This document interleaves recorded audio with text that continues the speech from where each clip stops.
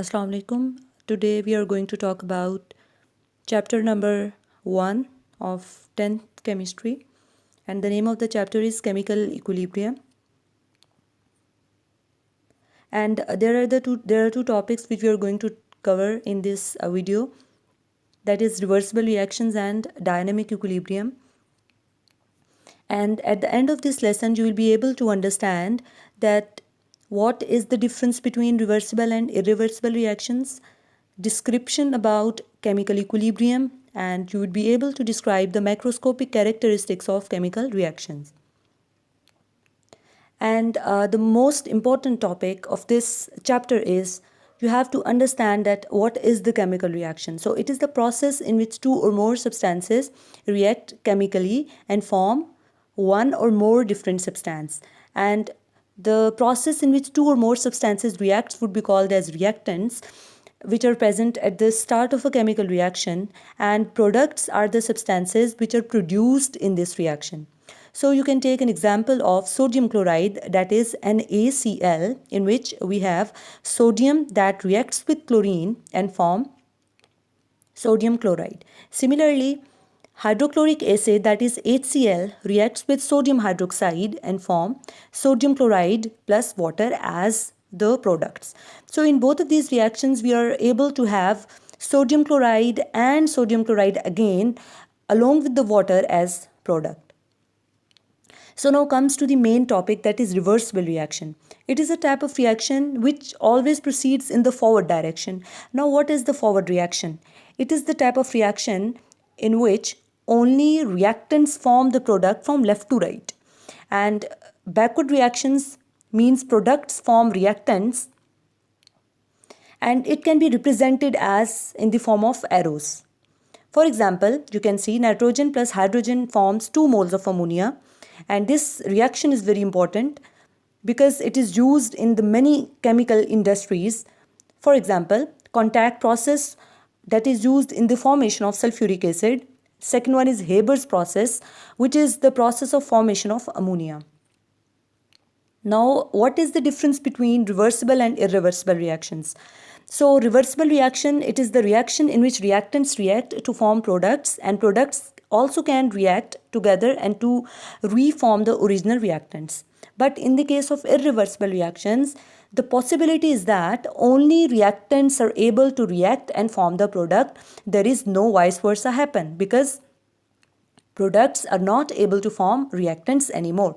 It is the definition of irreversible reaction. So in the reversible reaction, hydrogen plus iodine reacts and form hydrogen iodide. Similarly, hydrogen iodide again can reform hydrogen and iodine. But in the case of irreversible reaction, when carbon and oxygen reacts, it forms carbon dioxide. But there is not a single possibility that carbon dioxide reform carbon and monoxide, because it is the irreversible reaction in which products cannot reform original reactants. The property of reversible reaction is that it does not go to completion. The logic behind this is that reversible reactions are not going to completion because all the time reactants are forming the products and products are again reforming the reactants. So there is not any single possibility to complete the reaction. And all of these reactions occur simultaneously in both directions, means at the same speed, at the same rate.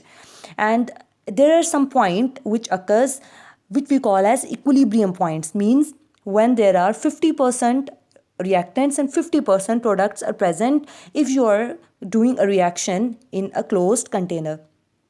In the irreversible reactions, it does go to completion and it occurs only in one direction, and equilibrium can never be established. And now we are going to talk about dynamic equilibrium. As you can see in this diagram that we are having a closed container, and we have put the liquid inside this container, and this liquid undergoes a physical change. What is the physical change means?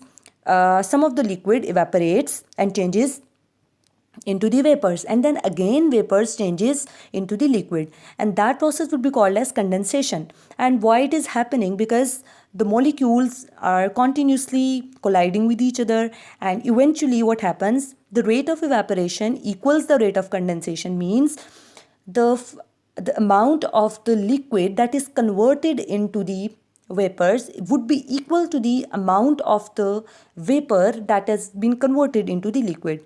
So this is the stage where equilibrium is established, and we can say that it is the reversible reaction. And so this is basically the phenomena that describes very beautifully about dynamic equilibrium, where liquid and vapor are in the equilibrium state, means 50% liquid is converted into the vapors, and vapor is also converted into the liquid state in the 50%. So this is the example of reversible reaction and dynamic equilibrium. And another daily life example is that fizzy drinks. Fizzy drinks means the energy drinks, or like Coke and Coca-Cola. These are all fizzy drinks. Actually, what is the process occurs when you open the bottle? When you remove the lid of the bottle, the bubbles of carbon dioxide suddenly appears, and when you put the lid back, those bubbles stop. So this is basically the equilibrium that is being established between the gaseous and aqueous state of the carbon dioxide. And the forward reaction happens when you manufacture this drink, and the reverse reaction happens when you open the drink. So this is all today. I hope you have understood, and if you have any query, please comment down and let us know what you didn't understand. So this is it for today. Thank you so much. Allah Hafiz.